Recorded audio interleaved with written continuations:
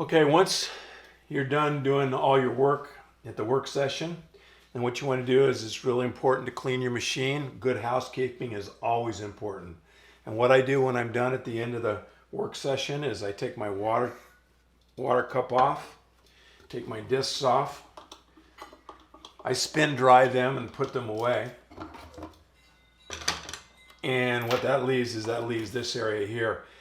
What's nice about our spray shield that keeps all the water inside the housing is that it's really easy to remove.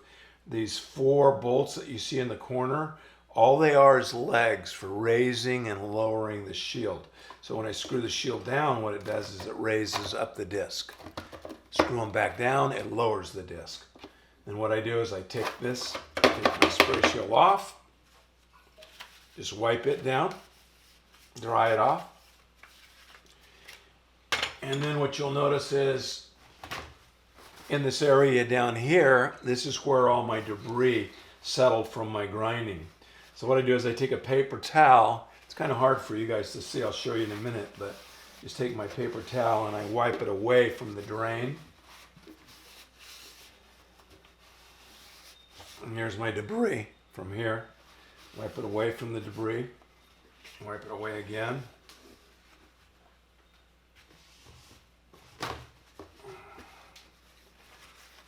Another paper towel.